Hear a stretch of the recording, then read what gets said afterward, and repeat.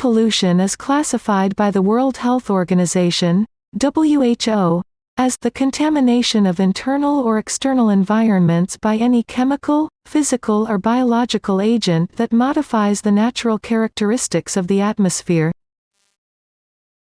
The emission of polluting gases causes changes in the chemical composition of the atmosphere, and, as a consequence, it can harm human health and threaten species sensitive to these changes. Air pollution can also cause the greenhouse effect and global warming, with the increase in average temperature of the planet. Pollutants can come from natural sources, such as natural fires and volcanic activities, which naturally release gases into the atmosphere, and anthropogenic sources, such as industries, cars and cattle breeding, which are man-made sources of emissions. According to their origin, pollutants can also be classified as primary or secondary. The primary ones are emitted directly by the sources and can undergo chemical reaction in the atmosphere, becoming another pollutant, more or less harmful than the primary, and it is called secondary pollutant. Let's talk about some of the main air pollutants and their effects on human health and the environment. According to the new guidelines from World Health Organization, WHO, there are recommendations for air quality levels for 6 classical pollutants: particulate matter, PM, carbon monoxide, sulfur dioxide, nitrogen dioxide, and ozone. Particulate matter, PM, is the second largest contributor to global warming.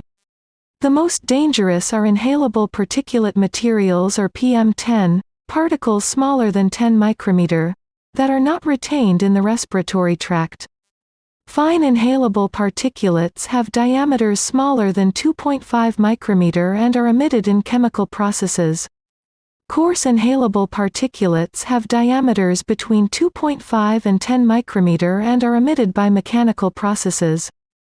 Particulate matter originates from the burning of fuel from heavy and light vehicles, about 40% of dust emissions, and from industry, about 10% of dust emissions.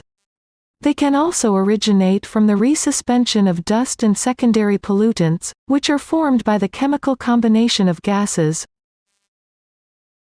Carbon monoxide is a pollutant that often exceeds air quality standards. It results from the incomplete burning of fuels, and its main polluting source is light vehicles, about 80% of emissions released into the atmosphere. It is a colorless and odorless gas, but dangerous due to its toxicity. Carbon monoxide binds to hemoglobin in the blood, replacing oxygen and potentially causing intoxication. Sulfur gases are pollutants that occur as an impurity in fossil fuels and are mainly emitted by burning fuels and industries. It is believed that about 80% of sulfur dioxide comes from the incomplete burning of fossil fuels. This gas can also be released into the air from volcanic eruptions. In the atmosphere, it can remain in the form of droplets, indoors, or it can oxidize, forming sulfur trioxide, and react with moisture in the air, forming sulfuric acid. It can cause acid rain, which can lower the pH of lakes and harm aquatic life and plants. They are very soluble gases, irritating to the mucous membranes, and can cause an increase in the production of mucus, bronchopulmonary disorders, and can cause aggravation of cardiovascular and respiratory problems, being more harmful for the elderly and children. Nitrogen gases originate mainly from burning fuels in vehicles and industries. They are irritating to the eyes, in a concentration of 10 to 15 ppm, and can cause increased death from pulmonary infection, for concentrations from 20 to 40 ppm.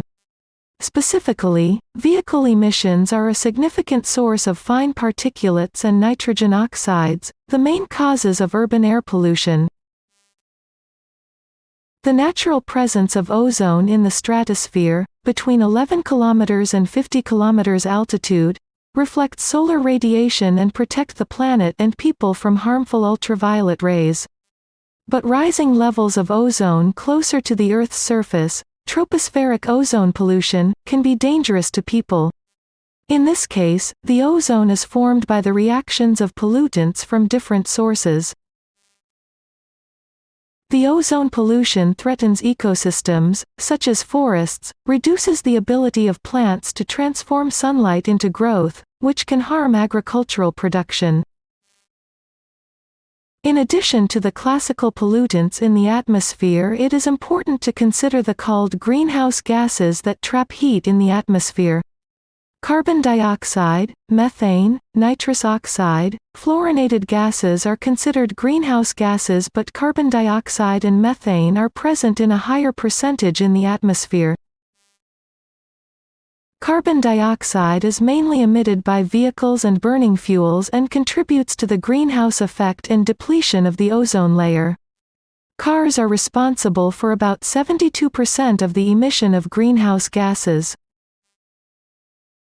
The increase in the concentration of carbon dioxide in the atmosphere in 2020 was 2.31 parts per million ppm, reaching the value of 414.24 ppm in 2020.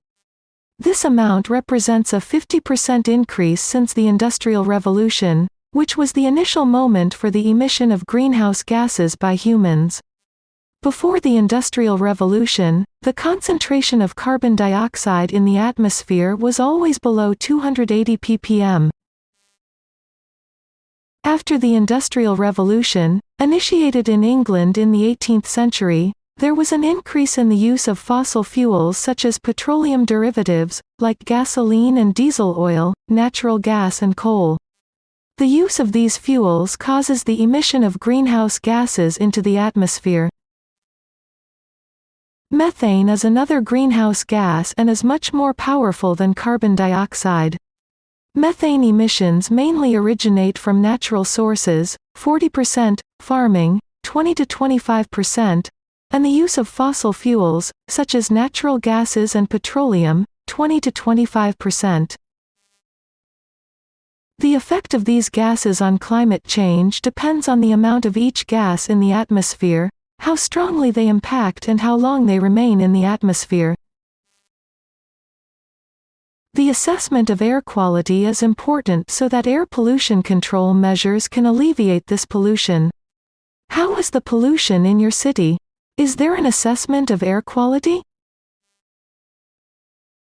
If you liked the video, don't forget to subscribe, so we can make more videos like this for you.